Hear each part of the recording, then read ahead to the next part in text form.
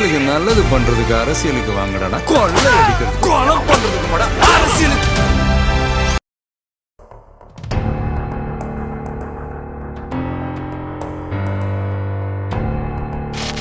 உலகமெங்கிலும் வாழ்ந்து கொண்டிருக்கின்ற எங் தாத்தா நேயர்களுக்கு வணக்கம். அதாவது நீங்க நிறைய பேர் கேட்டுக்கிட்டே இருக்கீங்க, எங்கடா போற, பல நாள் மிஸ் ஆயிடுற, ஒரு நாளைக்கு ஒரு வீடியோ தான் போடுறேன், எங்கடா போறேன்னு கேட்டுட்டு இருக்கீங்களே. தாமதத்துக்கெல்லாம் ஒரு முக்கியமான ஒரு ஆள் காரணம். அந்த ஆளை இன்னைக்கு பிடிச்சி வச்சிருக்கிற அவர் உங்கள்கிட்ட நிறைய பேசணும் அப்படிங்கிறாரு. சரி, என்ன பேசணும் ஏது பேசணும் அப்படிங்கிறதுக்கு முன்னாடி இது இன்டர்வியூலாம் கிடையாது. அதாவது நாங்கள் என்ன தொகுதி, நிறைய பேர் கேட்டுக்கிட்டு இருக்கிறீங்க, உன் பேர் என்ன, நீ எந்த ஊர்லாம் கேட்டுட்டு இருக்கீங்களா, அதற்கான முழு விடையும் இன்னைக்கு கிடைக்க போகிறது. இன்றைய இந்த ஒரு டிஸ்கஷன் எங்கள் தொகுதியோடைய வேட்பாளர் தாவேகா வேட்பாளருக்கும் ஒரு வாக்காளருக்குமான டிஸ்கஷன். அவ்வளோதான். சரி, வாங்க பார்ப்போம் யார் அப்படிங்கிறது நம்ம நேரடியாக அவர்கிட்ட பேசி தெரிஞ்சுக்கிடுவோம். வணக்கம் வணக்கம் வணக்கம் வணக்கம் வணக்கம் வணக்கம். சொல்லுங்க, நல்லா இருக்கீங்களா? நல்லா இருக்கேன். சரி, நீங்க யாரு, எந்த தொகுதியில போட்டிடுறீங்க? ஏன்னாட்டா ஒட்டுமொத்த தமிழகமும் இன்னைக்கு உங்க முகத்தை பார்த்துக்கிட்டு இருக்கு, அவங்களுக்குலாம் தெரியாதுல்ல, நீங்க யாரு என்ன அப்படிங்கிறத சொல்லிடுங்க. நான் முதல்ல உங்களில் ஒருத்தன். என் பேரை கேட்கும் பட்சத்தில் கிங்ஸ்லி ஜெரால்ட் என்னுடைய பேர். என்னது?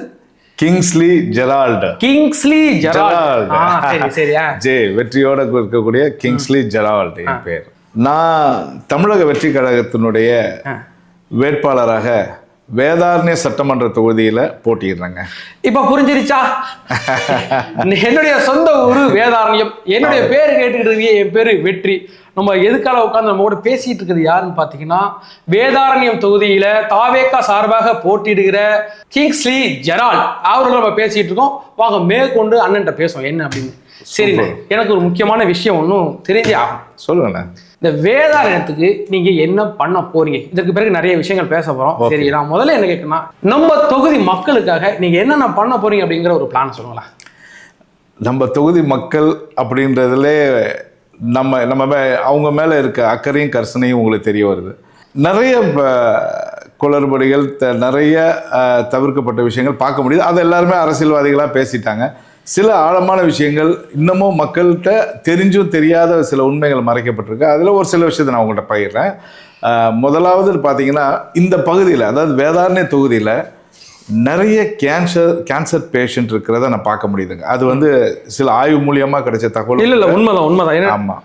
அது எப்படி இந்த அளவுக்கு இவ்வளோ ஒரு வளர்ச்சி அடைஞ்ச ஒரு ஊரில் இந்த மாதிரியான ஒரு நோய், அது தொற்று நோய் கூட கிடையாது, அதுவாக ஏற்படுற நோய் இவ்வளோ தூரம் இருக்கிறத தெரிஞ்சும் தெரியாமல் மக்களே மூடி மறைக்கிறாங்களா, இல்லை வேற ஏதாவது அதிகார வர்க்கம் அதை மூடி மறைச்சிருக்கிறான்றது தெரியல.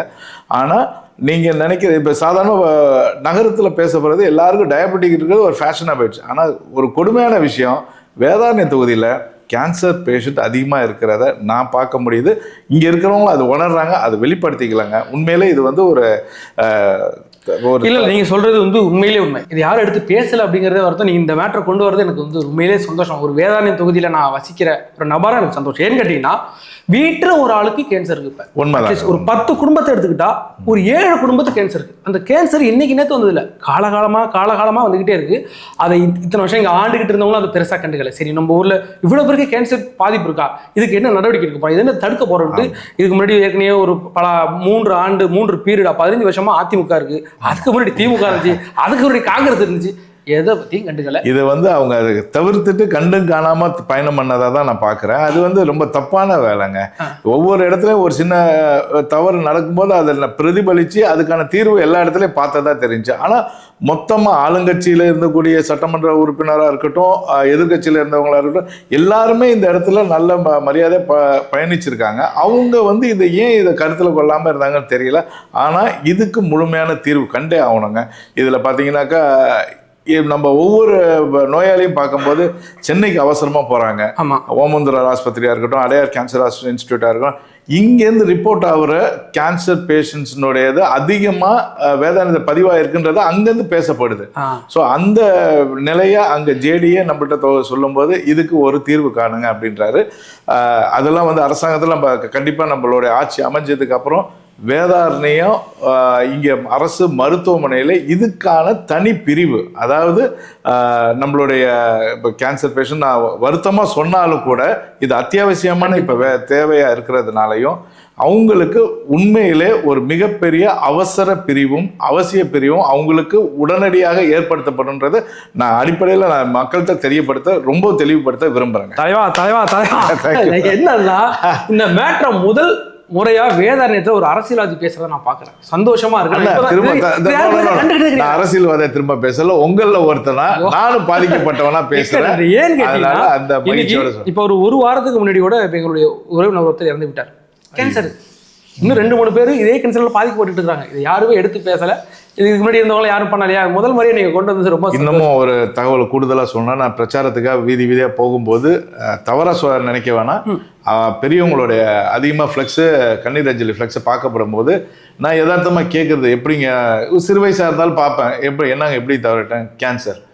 எனக்கு 2-3 அப்புறம் 2-3 இடத்துல கேட்டதுக்கு அப்புறம் பார்த்தீங்கன்னா எல்லா முக்களையும் ஒரு ஃப்ளெக்ஸ் தொங்குது பல்வேறு முகத்தோட. அதுக்கப்புறம் தான் தெரிய வந்துச்சு. நான் தீவிரமாக விசாரிக்கும் போதும் எனக்கு கிடைச்ச தகவல் பார்த்தீங்கன்னா இது வந்து ரொம்ப கொடிய நோய், வந்து எல்லாம் சாதாரணமாக எடுத்துக்கிட்ட மாதிரி தோணுது. அதனால இது வந்து இந்த நோயை முழுமையாக ஒழிக்கணுன்றதை விட முதல்ல கட்டுப்பாட்டுக்குள்ளே கொண்டு வந்து அதை படிப்படியாக மக்கள்கிட்ட இருந்து விடுபட வைக்கிறதுக்கான முயற்சியை கண்டிப்பாக செஞ்சாகணும். இது வந்து அவசியமாக இருக்குது. இன்னொரு விஷயத்தை நான் ஆய்வு பண்ண வகையில் சொல்லணுன்னாக்கா, இங்கே பூ உற்பத்தின்றது பரவாயில்ல எல்லா பகுதியிலையும் மக்கள் மல்லிகைப்பூனுடைய விவசாயத்தை நான் பார்க்க முடியுது. ரொம்ப சந்தோஷமா இருக்கு, மக்களும் நிறைவா செய்யறாங்க. ஆனா உண்மையில அவங்களோட உழைப்புக்கும் அவங்களோட உற்பத்திக்குமான அவங்களுக்கு விலை கிடைக்குதான்னு பார்த்தா கண்டிப்பா இல்லைங்க. அதுல ரொம்ப கொடுமையான விஷயம் என்னன்னா, இடைத்தரகர்கள் நல்லா சம்பாரிச்சிட்டு போயிடுறாங்க. உற்பத்தியாளர் நிலத்தை வச்சு வேர்வை சிந்தி அவங்க உற்பத்தி பண்ணி மல்லிகைப்பூ மக்கள்கிட்ட ஒப்படைக்கும் போது அதை இடைத்தரகர்கள் பார்த்தீங்கன்னா ஏஜென்ட் மூலியமா பல்வேறு நிலையை தாண்டி போகும்போது 6000-7000 கிலோ பூ விற்கிற காலகட்டத்திலையும் கூட இவங்களுக்கு வெறும் 500-400 தான் கிடைக்கிற நிலையா இருக்கு. இன்னைக்கு அந்த ஒரு 5000 ரூபாய் குறைஞ்சபட்சம் விற்கும் போது கூட இவங்களுக்கு ஒரு 3000-4000 கிடைச்ச விட இந்த மக்கள் எவ்வளவு செழிப்பா இருப்பாங்க. அந்த பூன்றது எவ்வளவு ஒரு உன்னதமான ஒரு பொருள். அதுல கூட வியாபாரமா பார்த்து எல்லா வகையிலுமே ஒரு வர்த்தகத்தை தான் பார்த்துரு. அது வெளியே எல்லாம் சம்பாதிச்சு கார்பரேட் நிறுவனம் மாதிரி சம்பாதிக்கிறாங்களே தவிர விவசாயி இன்னும் பாதிக்கப்படுறாங்க. அதனால திரும்பவும் சொல்றாங்க, இந்த நிலம் மாறியே ஆகணும். அதுக்கு எங்களுடைய வெற்றி தலைவரோட ஆட்சி அமைச்சதுக்கு அப்புறம் இந்த பூ வியாபாரிகளோட பிரச்சனைகள் அதையும் சீராக கொண்டு வந்து ஒருவேளை 3000, 5000, 6000 ரூபாய்க்கு விற்கக்கூடிய பூ ஒரு கிலோ விற்கப்பட்டா இவங்களுக்கு 75% இவங்க கை போய் சேருங்க. அதுக்கான கொள்முதல் நிலையம் கண்டிப்பாக அமைப்பாங்க. பல பேர் சொல்லியிருப்பாங்க, அது சென்டர் ஃபேக்டரி கொண்டு வர்றேன், இவங்களுக்கு அதை செய்யறேன், அதெல்லாம் நான் பேச தவிர்த்துறேன். அது என்னெல்லாம் வேதாரண்யத்தில் இந்த வேதாரண்ய மக்கள் சில விஷயங்கள்ல ஏமாந்து போயிறாங்கன்னா உண்மை. ஏன் கேட்டா, இது வந்து இதுக்கு முன்னாடி திமுக ஆட்சியில் இருக்கும்போது அவங்க ஒன்று சொல்லுவாங்க, நான் வந்து முந்திரி தொழிற்சாலை ஆரம்பிக்கிறேன், இங்கே முந்திரி மரங்கள் நிறைய முந்திரி தொழிற்சாலை ஆரம்பிக்கிறேன்னு சொல்லுவாங்க. அப்புறம் அதுக்கு பிறகு வந்து மாக்கூழ் தொழிற்சாலை ஆரம்பிக்கிறேன், வாக்குறுதிகளாக கொடுத்துக்கிட்டே இருப்பாங்க. கொடுத்து அப்புறம் கடைசியில் ஆட்சி முடிஞ்சு விடுமா, அப்புறம் போயிடுவாங்களா, புது வாக்குறுதியை கொண்டு வந்து சென்ட் ஃபேக்டரி ஆரம்பிச்ச கதையை சொல்லணும்னாக்கா அதுக்கு மூலப்பொருள் பார்த்தீங்கன்னா அம்புகிரீஸ்ன்ற அந்த திமிங்கலத்தினோட உமிழ் தான் அடிப்படையாக. ஆனா அதையெல்லாம் பயன்படுத்தினா சட்டவிரோதமான ஒரு செயல், அது தொழில். அதனால அதெல்லாம் இங்கே நம்ம செய்ய முடியாது. மக்களுக்கு பூ மூலியமா கிடைக்கக்கூடிய ஒரு வர்த்தகமா இருக்கும் பட்சத்தில் அதை ஒரு முதல்ல கொள்முதல் அமைச்சு அவங்களுக்கு அதில் என்ன பலன் உள்ளதை பார்த்துக்கிட்டு அதுக்கப்புறம் படிப்படியாக அவங்களுக்கு என்ன அதில் ஏற்றத்தை கொடுக்க முடியுமோ அதை செய்யணும். எடுத்தோடனே சென்ட் ஃபேக்ட்ரின்றது என்னமோ ஒரு ஏமாத்து வேலைங்க. இதெல்லாம் வந்து அது மற்றபடி பார்த்தீங்கன்னா இது முந்திரி விளைச்சல் எவ்வளவோ நல்ல உற்பத்தி இடங்கள்லாம் இருக்குது. அதுக்கும் ஒரு நல்ல ஒரு தீர்வு காணாம ஏதோ வந்த பிறகு போக்கு மக்கள் கண்ணடிக்கு கிடைச்சா போதுன்ற மாதிரியான ஒரு போக்கு தொழிலை தான் பார்க்க முடியுது. அதெல்லாம் ஒரு வடிவமைப்பு கொண்டு வந்துடணும், வந்தே ஆகணும். ஏன்னா இந்த காலகட்டத்தில் வந்து நம்ம இதை சீர்திருத்தம் பண்ணலைன்னா நமக்கு இனிமே ஒரு காலம் வருதுன்றது என்னைக்குமே ஏமாற்று காலமாக அமைஞ்சிருன்றதான் நான் யோசனை பண்ணுறேன். வேதாரண்யத்தில் நிறைய பெண்கள் கல்லூரிகள், பெண்களுக்குன்னு தனி பள்ளிக்கூடமே இருக்குது. ஏன்டா இது பெண்கள் மேல்நிலை பள்ளி, பெண்கள் கலைக்கல்லூரி அப்படிலாம் இருக்குது. அங்கே நிறையா பிரச்சனைகள், பெண்களுக்கான பிரச்சனை, அது உங்கள் பாதுகாப்புக்காக நீங்கள் என்ன நடவடிக்கை எடுக்கலாம் அப்படின்ற உங்களுடைய ஐடியா என்னன்னு? நீங்கள் சொல்கிற மாதிரி இந்த வேதாரண்ய பகுதியில் நிறைய கல்லூரி பள்ளி வளாகங்கள் நிறையா இருக்குது. நல்ல பள்ளி சாலைகள்லாம் இருக்குது. நல்ல பிள்ளைங்க நல்லா படிக்கிறாங்க, கல்லூரி பிள்ளைங்களும் படிக்கிறாங்க. இவங்களுக்கு முறையான பாதுகாப்பு இருக்கான்னா உங்களால் அதுக்கு பதில் சொல்ல முடியுமா?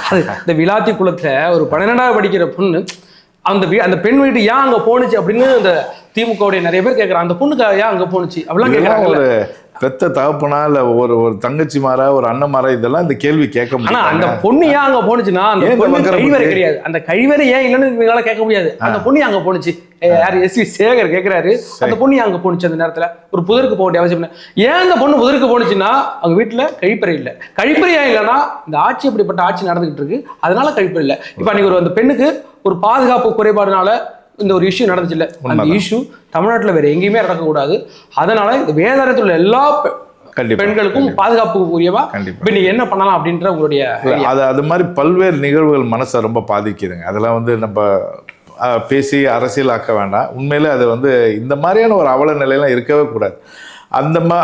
அதை படிப்படியாக பார்த்தோம்னாக்கா இங்கே வேதாரண்யத்தில் நிறைய மகளிர் கல்லூரி இருக்குது, மகளிர் பள்ளிக்கூடங்கள் இருக்குது. அந்த அடிப்படையில் எங்கள் வெற்றி தலைவர் ஒரு அறிக்கை கொடுத்துருக்கு. அறிக்கையில் அடுத்த அது செயல்முறைக்கு வரப்போகிற ஒரு விஷயம். அவர் என்ன தீர்க்கமாக சொல்லியிருக்காருன்னா, நம்ம ஆட்சி அமைஞ்சதுக்கு அப்புறம் ஒவ்வொரு மகளிர் கல்லூரி பள்ளி வளாகத்துக்கு முன்பாக வேலு நாச்சியாருடைய வேலுநாச்சியார் படை அமைக்கப்படும். அது எதுக்குனாக்கா குறிப்பாக பெண்களுக்கு பாதுகாப்பு வழங்குறது, அவங்க வீடு வரைக்கும் போய் சேர்றதும் அதெல்லாம் சும்மா ஏதோ கற்பனையாக பேசுகிறாங்க, ஒரு அரசியல் ஆதாயத்துக்காக பேசுகிறாங்க. உண்மை அப்படி கிடையாதுங்க. அவர் ஒரு விஷயத்த சொல்கிறாங்கன்னா ஆய்வு பண்ணி அதை என்ன செயல்முறைப்படுத்த முடியுன்றதை தீர்க்கமாக தெரிஞ்சதுக்கு அப்புறம் தான் அது அறிக்கையாவோ அதை செயல் வடிவத்துக்கு கொண்டு வரும். எனக்கு விஜய் அவருடைய அறிக்கைகள் நிறையாவது நான் பார்க்கும்போது சில விஷயங்கள் ரொம்ப ஆச்சரியமா இருக்கும். ஏன்கட்டா அவர் ஒரு விஷயம் சொல்லியிருந்தார், அதாவது கல்லூரிகளில் பள்ளிகளில் இருக்கிற டாய்லெட் கதவுகள் சரி செய்யப்பட முடியல. அதாவது கல்லூரி இருக்கு, கல்லூரிக்குள்ள டாய்லெட் இருக்கு, டாய்லெட்டுக்குள்ள கதவு இருக்கு, ஆனா அந்த கதவுல தாப்பா இருக்கா? ஒரு மனுஷன் அதை யோசிச்சு பாக்குறாருன்னா உண்மையில அந்த விஷயம் ஆச்சரியப்படும். நிறைய விஷயங்கள் ஆச்சரியப்படக்கூடிய விஷயங்கள் செய்வார்ல, இது ஆச்சரியமா. அது ஆச்சரியப்படுறதுக்கு என்ன விஷயம்னா, அவர் அந்த அளவுக்கு களத்துல அவர் என்னமோ சொல்றாங்க, வீட்டுல கூப்பிட்டு வச்சு எல்லாத்தையும் நல்லது கட்டுப்பாரு. உண்மை இல்லைங்க. அவர் என்ன நடக்குது உலகத்துல, தமிழ்நாட்டுல என்ன நடக்குது முழுமையா பாக்குறாரு. அதுதான் அவர் தைரியமா சொல்றாரு. அந்த அளவுக்கு அவர் உறுதியா நம்புற ஒரு விஷயம், வீட்டுக்கு ஒரு ஓட்டு இருக்கு. அதே மாதிரி வீட்டுல இருக்க குறைபாடு எனக்கு தெரியுங்க. அதுதான் அதனோட வெளிப்பாடு தான் நீங்க சொன்ன அந்த கதவுக்கு பின்னாடி இருக்க தாப்பா இல்லைன்றது.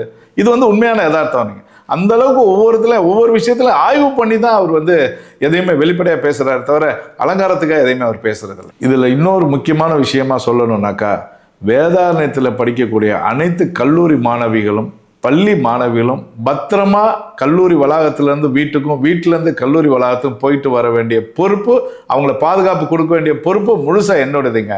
இந்த இடத்துக்கு நான் வந்ததுக்கு அப்புறம் அவங்க எந்த அளவுக்கு பாதுகாப்பாக இருக்காங்கன்றத மக்கள் நீங்கள் எல்லாருமே உணர்வீங்கன்றதை நான் உறுதியாக சொல்கிறேங்க. அடுத்தபடியாக பார்த்தீங்கன்னா உப்பள தொழிலாளர் பிரச்சனை. அவங்க பார்த்தீங்கன்னா சிறுக ஒரு 3 மாதம் 4 மாதம் இந்த உப்பை சேகரித்து மழை காலமாக இருக்கட்டும் இல்லை வேறு பருவ காலம் மாறினதுக்கு அப்புறம் அந்த உப்பு வீணாகி அது கடலோடு சேர்றது, சில கொடுமைகள் நடக்கும்போது அதுக்கான முழுமையான அவங்களுக்கு எந்த வகையான நிவாரணமும் காலத்தோடு அவங்களுக்கு கிடைக்கிறது இல்லை.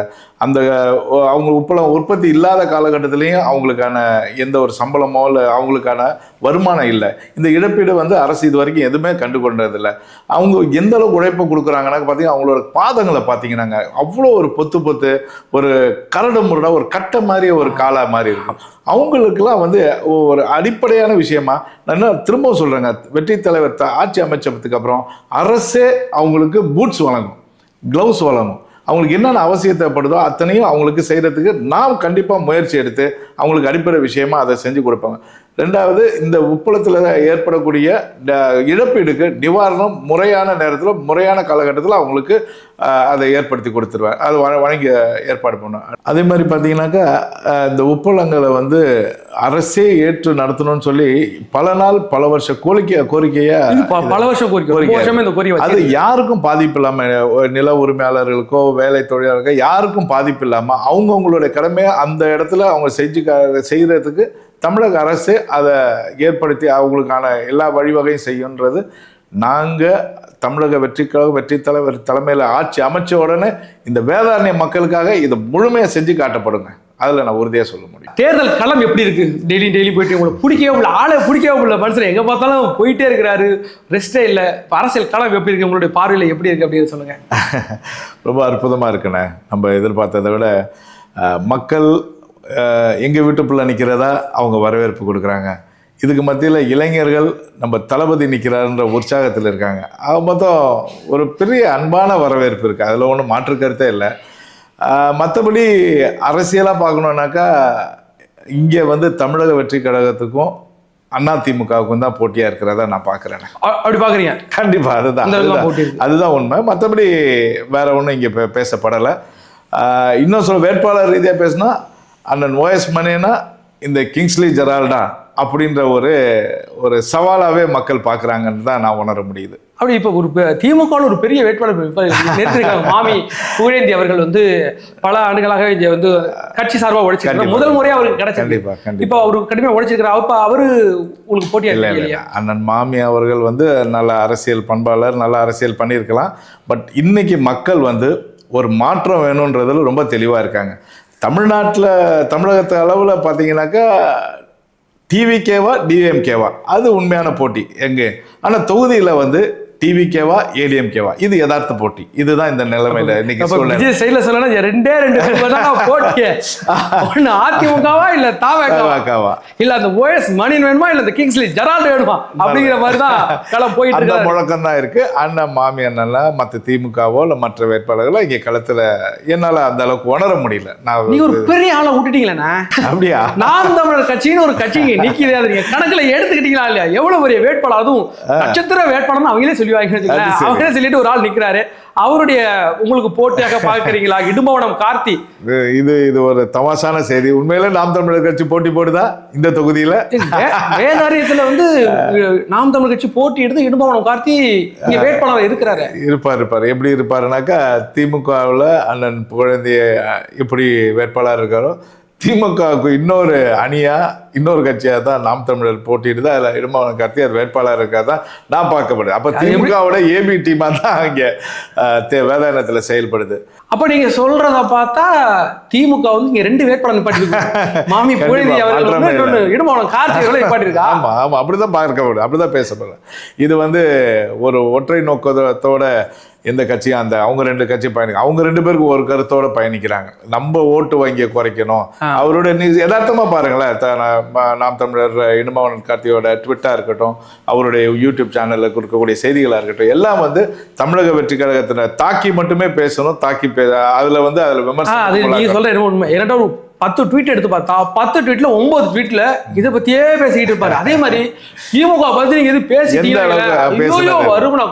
எக்ஸாம்பிள் சொல்லணும் என்னன்னா, இப்போ இந்த கரூர் இஷ்யூல சிபிஐ வந்து என்கொயரி யாரை கூப்பிட்டுச்சுன்னா செந்தில் பாலாஜி அவர்களை கூப்பிட்டுச்சு. நம்ம தமிழக வெற்றி கழகத்தின் சார்பாக விஜய் அவர்கள் போனாரு, எல்லாம் போனதுக்கு சரி ஒரு அமைச்சர் முன்னாள் அமைச்சராக இருந்து செந்தில் பாலாஜி அவர்கள் இதுக்கும் அந்த கரூர் செம்மேடுக்கும் சம்மந்தம் இல்லை. அவர் ஒரு திமுக ஆள். இது கூட்டம் போட்டது கரூர்ல போட்டாங்க. ஆனா செந்தில் பாலாஜியை சிபிஐ விசாரிப்பதற்கு ஏதாவது உள்நோக்கம் இருக்கும்ல, ஏதாவது ஒரு எவிடன்ஸ் இருக்கும்ல. ஏன்னா இங்க சிபிஐக்கும் போலீஸுக்கும் பல வித்தியாசங்கள் இருக்கு. கண்டிப்பா போலீஸ் அப்படிங்கிறது வந்து ஒரு ஆளை சந்தேகப்படாம அழைச்சி அவங்கள்ட்ட பேசி குற்றத்தை வாங்குவாங்க. சிபிஐ அப்படின்னா குற்றம் என்னென்ன எவிடன்ஸ் எல்லாம் கலெக்ட் பண்ணிட்டு அதுக்கு பிறகு லாக் பண்ணி பிடிச்சி அப்படி செந்தில் பாலாஜி மேல ஒரு சிபிஐ என்கொயரி போட்டு அட்லீஸ்ட் நாம் தமிழர் கட்சியில இருந்து ஆமாங்க இவர் மேலேயும் தப்பு இருக்குங்க, இவர் இதுல ஏதாவது சம்பந்தப்பட்டிருப்பார், அரசு பாதுகாப்பு படங்களை இவருடைய ஒரு கை இருந்திருக்குமோன்னு நாம் தமிழர் கட்சிக்கு ஒரு நடுநிலையான கட்சிக்கு டவுட் வந்திருக்கும். என்ன சொன்னாங்க, சாட்டை துரைமுருகனும் இருக்கணும் இடும்பவனம் கார்த்தி உட்காந்து முட்டு கொடுக்க ஆரம்பிச்சாங்க. அப்படிலாம் இல்ல, இது சும்மா விசாரணைக்கு கூப்பிட்டு இருப்பாங்க. இது தாவேகா சார்பா வந்து அலிகேஷன் வச்சாங்கல்ல, அதுக்கு விசாரணைக்கு கூப்பிட்டு இருப்பாங்கன்னு முட்டு கொடுக்க வேண்டிய அவசியம் என்ன? அதுலயும் தெரியுதா பாருங்களேன் அவங்களுக்கு. நீங்க சொல்ற மாதிரி வேதாரண்யத்துல திமுக சார்பாக மாமி புகழேந்தி அவர்களும் இன்னொரு திமுக சார்பாக இடும்பவனம் கார்த்தி அவர்களும் போட்டியிடுறாரு அப்படிங்கிறது அது மக்களே உணர்றாங்க, மக்கள் பேசுறாங்க. இது வந்து ஏதோ அவங்களுக்கான டம்மி கேண்டிடேட். அதுக்கு பிறகு நான் பார்த்தேன் உங்களுடைய Facebook போஸ்ட்ல போட்டிருந்தீங்க இந்த மாதிரி வேதாரண்யம் பெண்களை தவறாக பேசுகிறார்கள் அப்படிங்கிறது. அது கொஞ்சம் ரொம்ப வருத்தமா இருக்குங்க. அவரு எந்த இடத்துல எதை பேசணும்னு தெரியாம பொதுமக்கள்ல பொது இடத்துல பெண்களை வந்து ரொம்ப கொச்சையா பேசுறத ஏத்துக்க முடியல. இந்த வேதாரண்யம் அந்த பஸ் ஸ்டாண்டுக்கு பக்கத்துல அந்த விஷயத்துல நான் அங்க இருந்தேன். நானும் இருந்தேன். அந்த வார்த்தையை நீங்க உங்க வாயில இருந்து சொல்ல வேண்டாம். நான் கேட்டீங்கன்னா அவர் பேசின வார்த்தைகள் இருக்குல்ல, வேதாரண்யம் சார்பா அவ்வளவு பெண்கள் இருக்காங்க. வேதாரண்யத்திலிருந்து நாம் தமிழர் கட்சிக்கு அங்க போயிருக்கிறாங்க. எப்படி ஒரு 100 பெண்கள் 150 பெண்கள் இருக்காங்க. அவர் பேசின வார்த்தைகளை நான் சொல்றேன். உண்மையிலே பீப் போட்டுறாத மாமா பீப் போடாம சொல்லு, இந்த மக்களுக்கு தெரியும். மயிறு மட்டை கோத்தா வேண்டாம் விடுங்க விடுங்க. இந்த வார்த்தைக்கு அருவருப்பாரு இல்ல மக்களுக்கு சேரலாம். இந்த மாதிரி வார்த்தைகளை ஒரு கட்சியில உள்ள ஒரு வேட்பாளர் முன்னில இடும்பவனம் கார்த்தியும் இவர் நம்முடைய சாட்டை துரைமுருகனும் கலவுக்கா பேசுறாங்க. இது அவங்க வீட்டு பெண்கள் முன்னாடி இதை பேசுவாங்களா அப்படின்னா பேச மாட்டாங்க. இது ஏதோ வேதானித்து பெண்கள் இருக்கிறாங்க, யார் வீட்டு பெண்களோங்கிற முறையில் தானே பேசுறாங்க. அதுக்கான தண்டனை இங்க அவங்களுக்கு உண்டுங்க. பேசுனதுக்கு தண்டனை உண்டு. ஆனால் அதையும் தாண்டி அவங்களுக்கு வந்து இதுக்கு ஒரு இது உண்டு, விசாரணை உண்டு. அதெல்லாம் இப்போ நம்ம வீட்டு பெண்கள் அங்கே இருந்திருந்தா இதே வார்த்தையில் நம்ம வீட்டு எப்படிங்க அது நம்ம வீட்டு பொண்ணுங்க ஒன்று அடுத்தவங்களுக்கு ஒரு இதுவா அந்த மாதிரியான மனநிலையிலையும் இருக்கிறவங்கள கண்டிப்பாக அந்த தலைமை அப்படித்தானே அங்கே இருக்கு. அவர் யார் அது என்ன கட்சி, நாம் தமிழர் கட்சியினுடைய தலைமை, அவருடைய பேச்சா இருக்கட்டும் எப்படி இருக்கும், அதே மாதிரி ஒரு அற்புதமான பேச்சு. சாட்டை திருமணம் அவரு 2ஆம் கட்ட தலைவர், அவரு 2ஆம் கட்ட பேச்சு, இங்க இருக்கக்கூடிய வேட்பாளர் இருக்கட்டும், இதெல்லாம் வந்து அவங்களோட பயிலகம் அப்படியா இருக்கிறதுனால அது வந்து மக்களால் புறக்கணிக்கப்பட்ட நபர்கள். கட்சின்னு கூட கட்சியா இருந்தால் ஒரு ஓரளவுக்கு ஒரு மக்கள் கூட்டம் இருக்கணும், ஆதரவு இருக்கணும், அது இல்லை நபர்கள். அதனால அவங்கள ரொம்ப அவங்களோட பேச்சை எடுத்து நம்ம மக்கள் மனசை புண்படுத்த வேணாம், அதுதான் நான் யோசிக்கிறேன். சரி, 15 ஆண்டுகளாக அதிமுக சட்டமன்ற உறுப்பினர் தான் வேதாரண்யத்தில் இருக்கிறார். அவருடைய செயல்பாடுகள்லாம் பார்த்தீங்களா, என்னென்ன ஏது? 15 ஆண்டு காலமாக இந்த தொகுதியை பின்னோக்கி வச்சதில் தான் அவர் முதல் பங்காற்றியிருக்காருங்க. இப்போது சமீபத்தில் கூட வேதா ஜவுளி பூங்கா, இப்போ இல்லை முன்னாடியே சொன்ன ஒரு ஆயக்கரம்பலம் 4 வந்து வேதா ஜவுளி பூங்கா அமைப்புன்ட்டு வாக்குறுதியாக கொடுத்து மக்களுடைய வாக்கை வாங்கினார். ஆனால் அது வேலை செஞ்சாரா, இடத்த அடையாளம் கண்டு இன்னைக்கு அந்த இடத்த போய் பார்த்தாக்கா கருவேலங்காடாக இருக்குது. அவ்வளோ என்னத்துக்காக இது மாதிரிலாம் ஒரு பொய் வாக்குறுதி கொடுக்கணும்? எதுக்கு அந்த வேலையை செய்யாமல் விடணும்? ஏன் அது செஞ்சாக்கா அதில் என்ன பலன் மக்களுக்கு கிடைக்காம போயிட போகுது? ஜவுளி பூங்கா இன்னைக்கு அவசியமான வந்து நீங்கள் கைத்தறித்துறை அமைச்சராக இருந்தீங்க, அதன் அடிப்படையில் உங்களுக்கு மக்களுக்கு ஏதாவது ஒரு வாய்ப்பை, வேலை வாய்ப்போ அதனுடைய தொழில் உற்பத்திக்கு ஏதாவது செஞ்சுருக்கலாம். என்னங்க செஞ்சாருங்க? அதெல்லாம் அவசியமாக செஞ்சுருக்க வேண்டிய விஷயம். அதே மாதிரி பார்த்தீங்கன்னா வெள்ளப்பள்ளத்தில் துறைமுகம் கட்டித்தரேன்னு சொல்லி அது வேலை ஆரம்ப நிலையிலே அப்படியே விட்டுட்டு வச்சுருக்காங்க. 15 வருஷமாக அவங்க ஆட்சியில் இருந்திருக்காங்க தொடர்ச்சியாக இந்த தொகுதியை பொறுத்தளவில். அதில் அந்த துறைமுகத்தை நல்ல சீராக நல்லா பண்ணி கொடுத்துருக்கலாம், அந்த மக்களுக்கு பயனுள்ளதாக அமைச்சிருக்கலாம். அந்த விஷயத்துலையும் கோட்டை விட்டார். அந்த இன்றைக்கும் அந்த வெள்ளப்பள்ளம் மக்களுக்கு வந்து பெரிய பாதிப்பு, கடல் அரிப்புன்றது சொல்ல முடியாத துயரத்தில் இருக்காங்க. அதை நீங்கள் வந்து கண்டிப்பாக அதை அவர் நம்ம சரி செஞ்சுருக்கணும், அதையும் தவற விட்டார். அதே மாதிரி பார்த்தீங்கன்னாக்கா இந்த வேதாரண்யம் தொகுதியில் அதிகமாக உப்பு நீராக தாங்க இருக்குது. நிலத்தடியில் பார்த்தீங்கன்னா உப்பு நீர் இருக்கிறதா தான் மக்கள் குறைபாடுங்க. அது குடிநீர் வந்து எத்தனையோ திட்டங்கள் மூலியமாக பல்வேறு இடங்கள் இவரெல்லாம் 15 ஆண்டு காலம் இங்கே வந்து அதிமுக இருந்து அமைச்சராக இருந்து எம்எல்ஏ இருந்தவருக்கு வந்து மக்களுக்கு அடிப்படை தேவையான குடிநீரை வந்து இன்னும் வீடு வீடு கொண்டு போய் சேர்க்கலன்றது ஒரு மிகப்பெரிய குறைபாடுங்க. அவர் மக்களை ஏமாத்திட்டார் இந்த விஷயத்தில். இதை செஞ்சுருக்கலாம், எவ்வளோ செய்ய வேண்டிய விஷயங்களை தவறு விட்டதாலும் அடிப்படை விஷயமான இந்த குடிநீரை வந்து மக்களுக்கு கொண்டு போய் சேர்த்துருக்கணும். இது வந்து பெரிய தவறாக பார்க்கப்படுது. அந்த விஷயத்தை நம்மளுடைய வெற்றி தலைவர் தலைமையிலான ஆட்சியில் டெஃபினட்டாக படிப்படியாக சீராக்கிடுவோம். 6 மாத காலத்துக்குள்ளே குடிநீர் தட்டுப்பாடு இல்லாத தொகுதின்ற அந்த பெருமையோடு இந்த தொகுதியை உருவாக்குன்ற நம்பிக்கை இருக்குது. அதே மாதிரி இப்போ இன்னொரு யதார்த்தத்தை பார்த்தீங்கன்னாக்கா, இன்னொரு யதார்த்தமான விஷயத்தை இப்போ பார்த்தீங்கன்னாக்கா, கோவில் தாவு, கடினவேலு, பன்னாள், நாலாஞ்சேத்தி வழியாக ஆயக்காரம் வாழக்கூடிய அந்த சாலையில் பேருந்து கொஞ்ச நாளாக இல்லை. நீங்கள் அதை உங்களுக்கு ஏதாவது தெரிய வந்துச்சாங்க? ஒரு வாரம் ஆமாம், 10 நாளைக்கு மேலே. அது என்ன பிரச்சனைனா, அங்கே கவர்மெண்ட் பஸ்லாம் ஓடாது, இந்த கிராமத்து கிளி அப்படிங்கிற மாதிரி இந்த லோக்கல் பஸ் போயிட்டு இருக்குல்ல, அந்த பஸ் ஒரு 2 வாரமாக வரல. இது அரசாங்கமே சிற்றுந்து எவ்வளோ கிராமங்களுக்கு போயிட்டு இருக்கு, அதை முறைப்படுத்தி அனுப்பியிருக்கலாமாங்க. அதாவது சாலையை வந்து சாலை சில இடத்துல சீரமைக்கப்படலை, ஆனால் சாலை மேம்படுத்தப்பட்ட இடங்களை பார்த்தீங்கன்னா அந்த சாலை யாருடைய லாபத்துக்காக யாருக்காக போடப்பட்டதுன்றது மக்கள் அதையும் பேசுறாங்க. இந்த எலெக்ஷன் வரதுக்கு முன்னாடி நம்ம தமிழக பட்ஜெட்ல கிட்டத்தட்ட ஒரு 15,000 கோடி வந்து தேக்க நிலையில இருந்துச்சு, பயன்படுத்தாத பணம், நிதி. இவங்க வந்து சம்பந்தம் மத்திய அரசுல பணம் கேட்டுட்டு இருக்காங்க. ஓன்ட்ட இருந்த பணத்தை வச்சு மக்களுக்கு எவ்வளவு செஞ்சிருக்க வேண்டிய காலகட்டத்தில் இந்த 15,000 கோடி எலெக்ஷன் அறிவிக்க போறாங்கன்னு தெரிஞ்ச உடனே வைக்கிறாங்க டெண்டரை. இந்த நீ 10,000 கோடி, நீ 5,000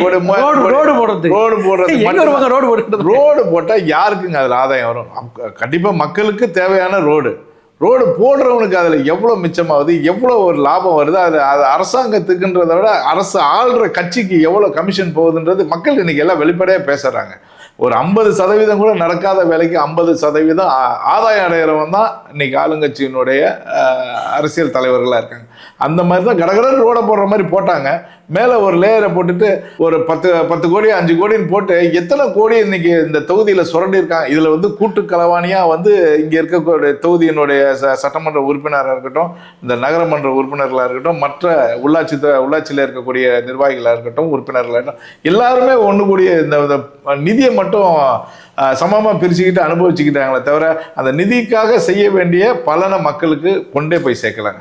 இதான் மேட்டர். இல்லடா, அது கொஞ்சம் எலெக்ஷன் கொஞ்சம் நாளைக்கு முன்னாடி இந்த கோவில் தாவு பன்னிரண்டு முடியல போறோம் வேலை கடற்கரை ஆரம்பிச்சிருப்பாங்க. வேலை போட்டுட்டு ஒரு 4 நாள்ல உடஞ்சு போச்சு. அவ்வளவுதான், வண்டி கரடு முரடா இருக்கு. இன்னும் பரவாயில்ல, வேலைலாம் கடுமையா பண்றாங்களப்பா நினைச்சிட்டு இதுதான் மேட்டர். 15,000 கோடி 15 பேர் பிரிச்சுக்கணும் அப்படின்றதுதான் அவங்களுடைய லட்சியம். அந்த அடிப்படையில் எல்லாருமே செஞ்சுக்கிட்டாங்க. அடுத்தபடியாக மீனவர்களுடைய பிரச்சனை பார்த்தீங்கன்னா, நான் நம்ம தொகுதியினோட ஆரம்ப நிலையில் இருக்கக்கூடிய வெள்ளப்பள்ளம், வானவன் மாதேவி, புஷ்பவனம், அதுக்கப்புறம் கோடியக்கரை, கோடியக்காடு, மணியந்தீவு, இது மாதிரி பல்வேறு இந்த கரைப்போக்கில் இருக்க வாழக்கூடிய மீனவர்கள், சிறுதலைக்கடை குறிப்பாக அந்த மாதிரி பார்த்தீங்கன்னா உண்மையிலே தீவில் தாங்க அவங்களாம் வாழ்கிறாங்க. அவங்களோட குடிநீருன்றது ஏதோ பேரலில் என்றைக்கோ வரக்கூடிய குடிநீரை வச்சு தான் பல வாரம் பல மாதம் குடிக்கக்கூடிய ஒரு அவல நிலையை அங்கே நேரடியாக பார்க்க முடியும்.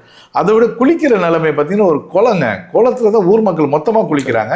அது குளம் பசுமையாக பச்சை பச்சைன்னு இருக்குது. எப்படி இந்த தொகுதியில் ஆகாய தாமரையெல்லாம் நீக்காமல் வயல்வெளியோட சமமாக ஆறும் தெரியுதோ, அதே மாதிரி குளிக்கிற இடமும் பாசி பிடிச்சி போய் அப்படி ஒரு மோசமான நிலையில் இருக்கிற இடத்துல மக்கள் புழக்கத்தில் இருக்காங்க. ரொம்ப வேதனையாச்சு அதெல்லாம் பார்க்கும்போது. அதே மாதிரி ஒவ்வொரு மீனவ கிராமமும் அந்த மாதிரியான ஒரு கஷ்ட நிலையில் அவங்க வாழ்ந்துட்டு தான் இருக்காங்க. அதெல்லாம் மறுக்க முடியாத உண்மை. அவங்களுக்கு மழை காலமாக இருக்கட்டும், மீன்பிடி தடை காலமாக இருக்கட்டும், அவங்களுக்கும் உரிய நிவாரணமோ இல்லை உரிய வாழ்வாதாரமோ அங்கே கிடையாது. அவங்களுக்கு ஏதோ அவங்களுடைய அன்னன்னைக்கு தேவையை மட்டும் பூர்த்திக்கிட்டு சில நேரங்கள் கஷ்டப்பட்டு கடனை எல்லாம் வாங்கி அவங்களோட வாழ்க்கையை அமைக்கிறதுக்குள்ள பெரும்பாடாயிடுது. அதனால மீனவர்கள் உண்மையிலே ரொம்ப பிரச்சனைக்குரிய மக்களாக இந்த இடத்துல வாழ்றாங்கன்றதான் உண்மை. சரி, இப்போ நம்ம வேதாயத்தை சுற்றி முடிச்சாச்சு. இப்போ நம்ம தமிழ்நாட்டுக்குள்ள வரப்போம். தமிழ்நாட்டில் தற்போது ஆட்சி எப்படி இருக்கு, எதற்காக, அதாவது ஸ்டாலின் அவர்களை தூக்கி வீசிட்டு வெற்றி தலைவர் விஜய் அவர்களை நீங்க வைக்கணும்னு சொல்றீங்களே, அதுக்கு காரணம் என்ன அப்படிங்கிறது உங்களுடைய பாயிண்ட் ஆஃப் வியூல சொன்னா மக்களுக்கு நல்லா புரியும். சொல்லுங்க. இல்லைங்க, அந்த கடந்த 5 ஆண்டு வருஷமாக மக்கள் நேரடியாகவே பாதிப்பில்லை, எல்லா வகையிலையும் பாதிப்பு. பெண்களாக இருக்கட்டும், பொதுநிலையினராக இருக்கட்டும், வியாபாரிகளாக இருக்கட்டும், குடும்ப தலைவராக, எல்லாருக்குமான பாதிப்பை எல்லாருமே உணரணும். ஏன் நீங்கள் உங்களுக்கு பிரச்சனை இல்லையா? நிறைய பிரச்சனை.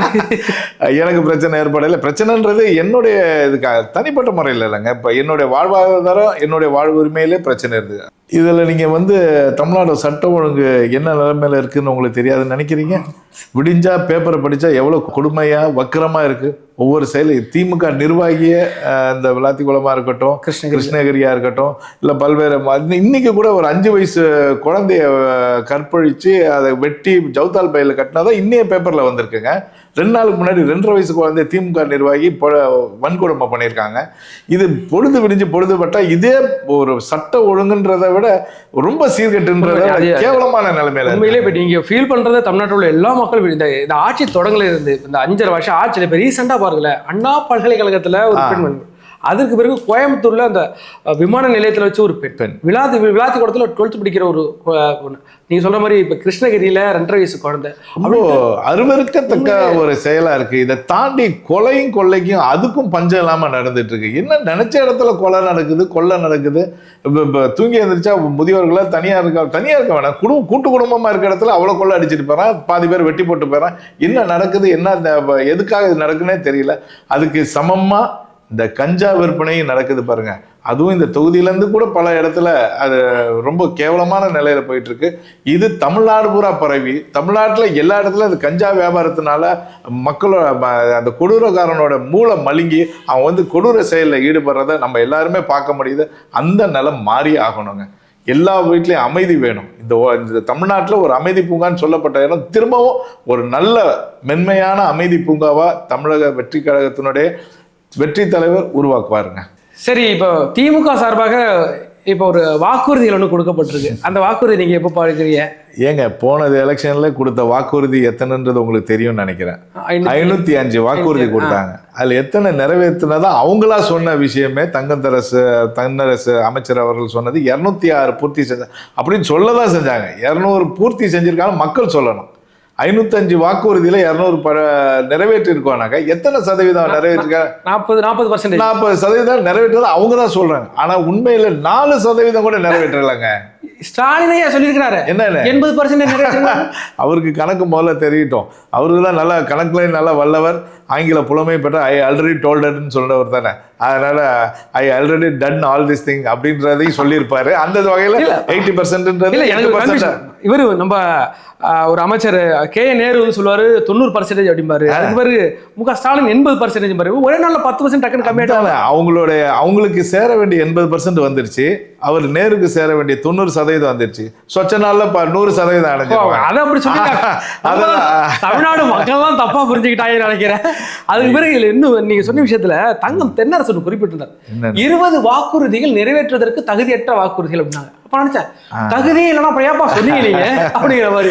அப்ப வந்து நீங்க சொல்ற மெத்தட் அந்த 20 வாக்குறுதின்னு சொன்ன மாதிரி 20 அமைச்சர்கள் அவங்க இருந்தவங்களே தகுதி இல்லாதவர்களா தான் அவங்களே மறைமுகமா சொல்லிக்கிறாங்க. ஏன்னா ஒரு வாக்குறுதி சொல்றது எவ்வளவு ஒரு ஆய்வுக்கு அப்புறம் நம்ம சொன்னதை செய்யணுன்ற ஒரு முன்னார்ந்த மனசோட சொல்ல வேண்டிய விஷயத்த என்னமோ அவனுக்கு மனசுல பட்டதை வேடிக்கை பொருளா சொல்றதெல்லாம் வந்து எவ்வளவு ஒரு அற்பத்தனமான விஷயம். அதுவே தெரியுதுங்க. அவங்க எந்த விஷயமே என்ன மக்கள் நடைமுறைக்கு தேவையானதை சொல்றதில்ல, அப்படியே போற போக்கில் சொல்றது. அது மக்கள் அலங்காரமா நினைச்சு ஏமாந்துருவாங்க அப்படின்னு நினைச்சு சொல்லிட்டாங்க, ஏமாந்துட்டாங்க. ஆனா இனி ஒரு காலம் அதெல்லாம் வந்துடும் பழிச்சிரும்ன்றதெல்லாம் அந்த பழைய அரசியலாம் விட்டுட்டு இன்னைக்கு இருக்கக்கூடிய யதார்த்த அரசியலுக்கு வர சொல்லுங்க. அதுக்கப்புறம் அவங்க போட்டியில இருக்காங்களா நம்ம பார்த்துக்கலாம். இப்போ அதே மாதிரி அவங்களுடைய வாக்குறுதியில வந்து அம்மையார் ஜெயலலிதா இறந்தது சம்பந்தமா முழுமையான நீதி விசாரணை பண்ணி அவங்களோட மரணத்தினுடைய உண்மைத்தன்மை வெளியே கொண்டு வரோம்னு சொன்னாங்க. செஞ்சாங்களாங்க?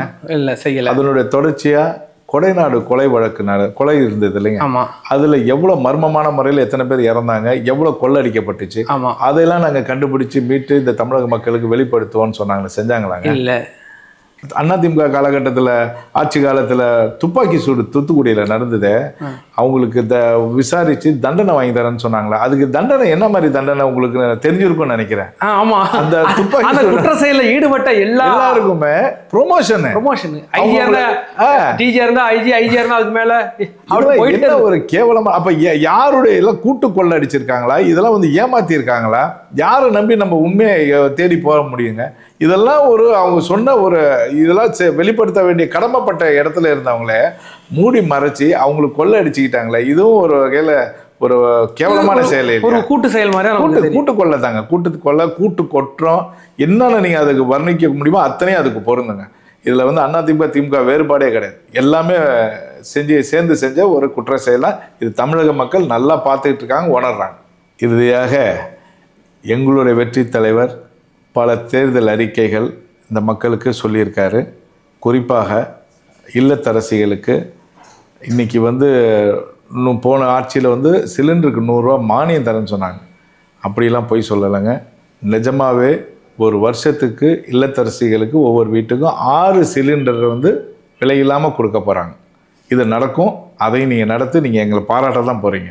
அதை வேதாரண்ய தொகுதி மக்களுக்கு ஒவ்வொரு வீட்டுக்கும் அதை வந்து கண்டிப்பாக சென்றடைய வைக்க வேண்டியது என்னுடைய பொறுப்பாக நான் ஏற்றுக்கிறேன். ஒன்று. அடுத்தது இந்த மீனவர்களுக்கு அந்த மீன்பிடி தடை காலத்தில் அவங்களுக்கு கிடைக்க வேண்டிய நிவாரணம் உயர்த்தி தரப்படும்ன்ற அறிவிப்பு வந்திருக்கு. அவங்களுக்கும் நியாயமான முறையில் எல்லாம் அந்த அவங்களுக்கு சேர வேண்டிய நிவாரணமும் முறையாக கிடைக்கும். அடுத்து இந்த பெண்கள் வந்து பேருந்து பயணத்துக்கு இந்த ரோஸ் பஸ்ஸு, இந்த பஸ்ஸு அப்படிலாம் கிடையாதுமா.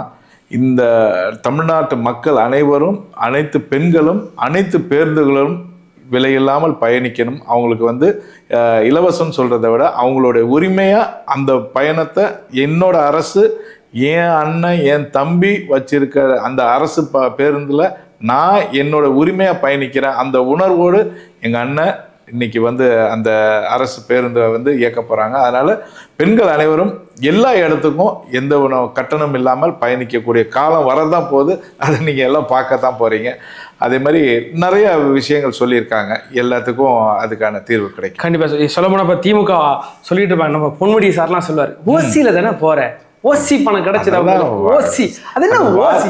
அந்த பணம் எங்களோடது, நாங்கள் கட்டுற வரி பணத்தை எங்கள்கிட்ட கொடுத்துட்டு எங்கள்கிட்டயே வேற சொல்லுவார் ஓசியில போறீங்க, ஓசியில போறீங்க. அதே மாதிரி அந்த அற்பமான பேச்சு தான் உங்கள்கிட்ட அதிகமா இருக்குமே தவிர மக்களோட உணர்வு இருக்காது. அதுக்கு போக இது வந்து உரிமை தொகையில வந்து தகுதியான பெண்கள் விமர்சனம் என்ன தகுதி? அப்ப ஓட்டு கேட்க வந்தப்ப தகுதியான பெண்கள்கிட்ட மட்டும் தான் ஓட்டு கேட்டு பண்ணீங்க. தகுதியான பெண்கள் மட்டும் ஓட்டு போடணும், ஓட்டு போட்டு போறாங்க. எப்படி பண்ணலாம்? ஆனா இந்த விஷயத்துல நான் வந்து விஜய் அவர்களை பாராட்ட வேண்டிய விஷயம் என்னன்னா, விஜய் அவர்கள் சொல்லும்போது அரசு ஊழியர்களுக்கு இதெல்லாம் சாத்தியப்படாது முன்னாடி சொல்லிட்டாங்க. அரசு ஊழியருக்கு நாங்க கொடுக்க மாட்டோங்க. அந்த குழந்தைகளோட படிப்பு சம்பந்தமா பேசும்போது இந்த 2 ஏக்கருக்கு கீழே உள்ளவங்களுடைய குழந்தைகளை நாங்க படிக்க வைக்கிறோம் அப்படிங்கும்போது இந்த அரசு ஊழியர்களுக்கெல்லாம் இது பொருந்தாது முன்னாடி சொல்லிட்டாரு. அரசு ஊழியர்கள்லாம் இது பொருந்தாதுங்க. அந்த உண்மைத்தன்மை வேணுமா இல்லையா? இல்லைங்க, கண்டிப்பா அதை அரசு ஏத்துக்கிறாங்க.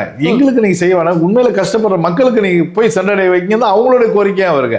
அதை புரிஞ்சுக்காம எல்லாரையும் நாங்க வந்து என்ன ப்ளீஸ் பண்றோம்னு சொல்லுவாங்க இல்லையா, அவங்கள தயவு பண்ணிக்கிறேன்ற அது அவங்களுக்கு இப்போ விருப்பம் இல்லை. விருப்பம் இல்லாத செயலை இவங்க திணிக்கிறாங்க. இன்னைக்கு அதை வந்து தலைவர் நேரடியா யாருக்கு என்னன்றது அழகா பிரிச்சு நல்ல விதமா சொல்லியிருக்காரு. அது அவங்களுக்கு முழுமையாக சென்றடையும் போது எல்லாரும் சம நிலைக்கு வரும்போது தமிழ்நாட்டில் ஒரு ஒரு அற்புதமான ஒரு நிலை மாறும் பாருங்களேன். எனக்கு அதுதான் சந்தோஷமான விஷயம். என்னன்னா விஜய் அவர்கள் ஓப்பனா சொல்லிட்டாரு, நான் பொய் வாக்குறுதியில கொடுக்க மாட்டேன், சாத்தியமில்லாத வாக்குறுதியில கொடுக்க மாட்டேன். ஏற்கனவே ஸ்டாலின் அவர்கள் சாத்தியமில்லாத வாக்குறுதி கொடுத்துட்டு இன்னைக்கு செவிலியர்கள் போராட்டம், இடைநிலை ஆசிரியர்கள் போராட்டம், எல்லாரும் கண்கூடா மக்கள் பார்த்து பரந்தூர் விமான நிலையம் அவங்களுடைய விவசாயிகள் போராட்டம், மேல்மா விவசாயிகள் போராட்டம், அதற்கு தூய்மை பணியாளர் போராட்டம், சத்துணவு ஊழியர் போராட்டம், அங்கன்வாடி போராட்டம், போராட்டம் போராட்டம் போராட்டம் போராட்டம் போராடியே தமிழ்நாடு மக்கள் ரொம்ப தெளிவா 5 வருஷம் முடிஞ்சு டயர்டா உட்காந்துக்கிறான் மனுஷன். எல்லாரும் தமிழ்நாட்டில் எல்லாரும் போராட்டம், ஏதோ ஒரு போராட்டம் நடந்துகிட்டே இருக்கும். அதற்கெல்லாம் ஒரு விடிவு காலமாக தமிழக வெற்றி கழகத்தின் தலைவர் விஜய் அவர்களுடைய ஆட்சி அந்த தமிழ்நாட்டுல அமையும் அப்படிங்கிற நம்பிக்கை எங்க எல்லாருக்குமே இருக்கு, மக்கள் அவர்களுக்கு இருக்கு. சூப்பர். கண்டிப்பா நீங்க நம்புறீங்களா? கண்டிப்பா மாற்றத்துக்கான அரசியல் நடக்கும். வேதாரண்யம் சார்பாக கிங்ஸ்லி ஜெரால்ட் அவர்கள் சட்டமன்றம் நேரடியா அங்க போய் உட்கார போறதை இந்த வேதாரண்ய மக்கள் பார்க்க போறாங்க. உங்களுக்கு வந்து ஏகோபித்த ஒரு ஆதரவு இருக்கு. ரொம்ப சந்தோஷம். வேதாரண்ய மக்களின் உங்களில் ஒருவனாக, திரும்பவும் சொல்றேங்க, உங்க குடும்பத்துல ஒருவனாக இந்த சட்டமன்ற வேதாரண்ய சட்டமன்றத்திலிருந்து தேர்வாகி உங்களுக்காக உங்களில் ஒருவனாக நீங்கள் ஆட்சி செய்யக்கூடிய ஒரு இடத்துல நீங்க இருக்கணும்ன்ற ஒரு பிரதிநிதியா இந்த வேதாரண்ய சட்டமன்ற தொகுதியில் போட்டியிடுறேன். அதில் வெற்றி காண்றதுக்கு நீங்க அனைவரும் ஒத்துழைப்பு தரணும். நீங்கள் எல்லாரும் உங்க குடும்பத்தார் அனைவரும் விசில் சின்னத்துக்கு வாக்களித்து இந்த வேதாரண்ய சட்டமன்ற உறுப்பினர் என் வீட்டு பிள்ளடா அப்படின்னு சொல்ற அந்த உரிமையோட என்ன இந்த சென்னை ஜார்ஜ் கோட்டைக்கு அனுப்பி உங்களுடைய பிரச்சனையும் இந்த தொகுதியினுடைய பிரச்சனையும் பேச ஒரு வாய்ப்பு தாருங்கள். நீங்கள் எல்லாரும் விசில் சின்னத்துக்கு வாக்களிங்க. உங்களையெல்லாம் இந்த நேரத்தில் சந்திச்சதுல ரொம்ப மகிழ்ச்சி. மீண்டும் ஒரு முறை உங்கள் வீடு வீடாக வந்து உங்களை சந்திக்கிறேன். அது வரைக்கும் உங்கள்கிட்ட இருந்து இப்போதைக்கு விடைபெறேன். நன்றிண்ணா, நன்றி, நன்றி, வணக்கம்.